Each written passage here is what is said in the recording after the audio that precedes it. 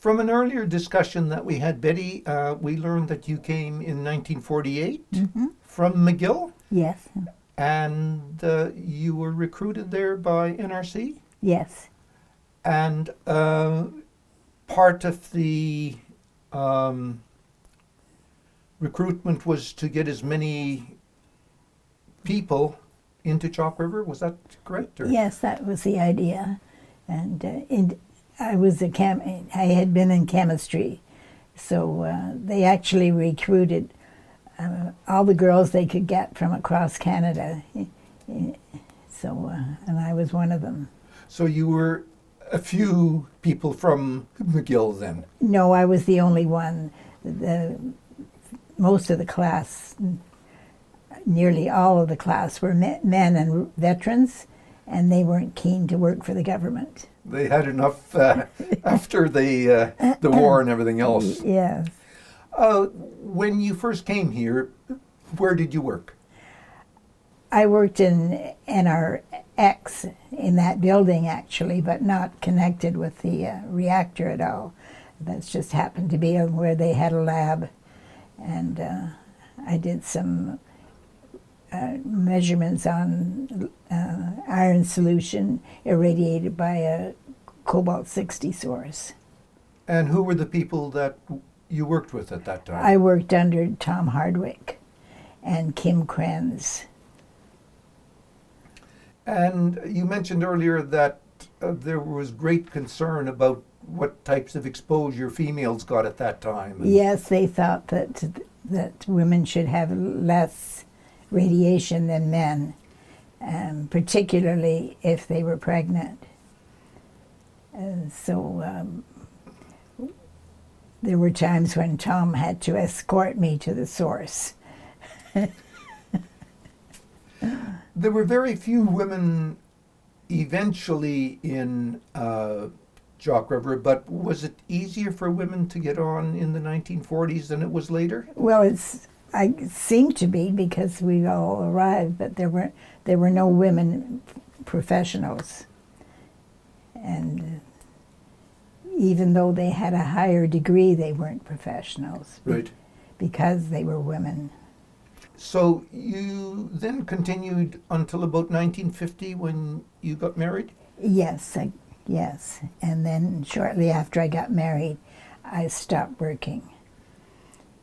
On your choice, or were you really... on my choice, early in my pregnancy. Right.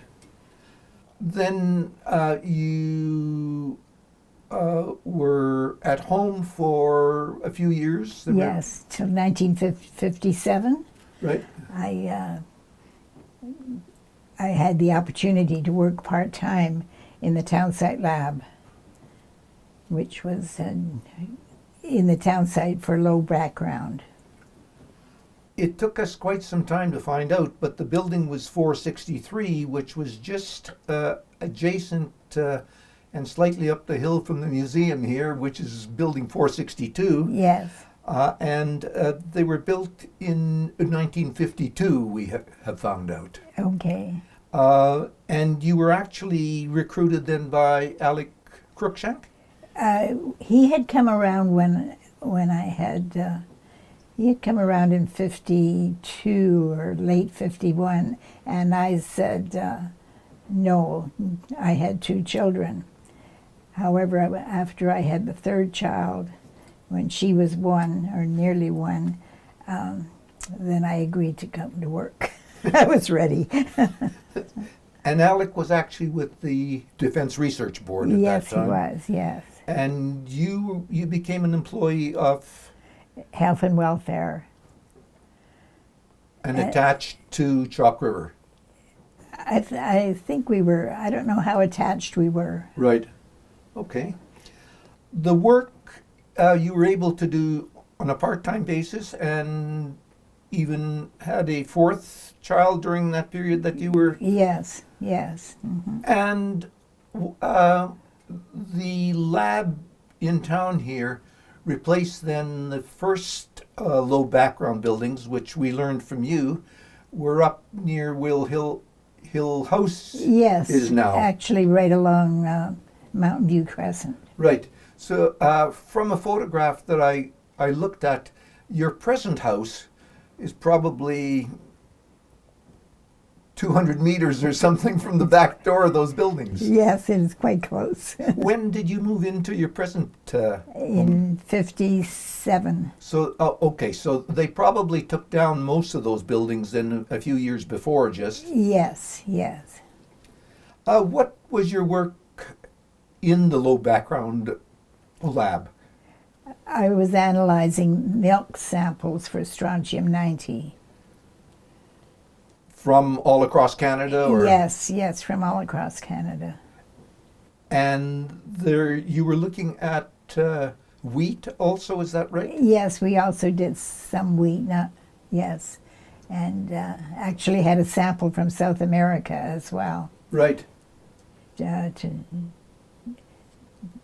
show that most of the fallout stayed in the northern hemisphere, even though some of the bomb testings were close to the equator in the South Pacific. So if we go back, then the low background lab up near Hill House was built really or established to look at the fallout from the Russian nuclear weapons test. Yes, I think so.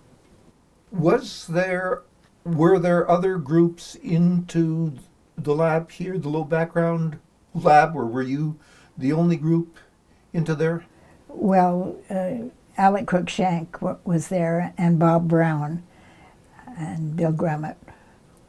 And they were looking at other Isotopes. Yeah. and products Yes. as well. Okay. Yeah.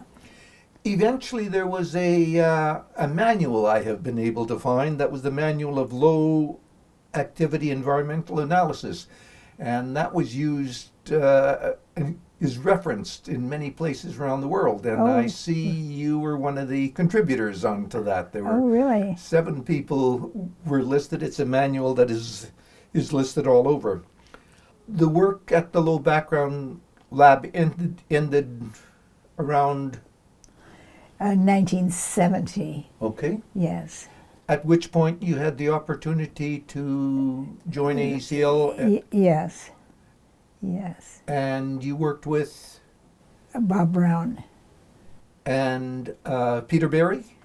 Yes, later on with Peter, yes. Okay. And the work was mainly concentrated on? Well, with Bob, I was doing tritium analysis. Perch Lake was quite contaminated with tritium. It was easy to measure.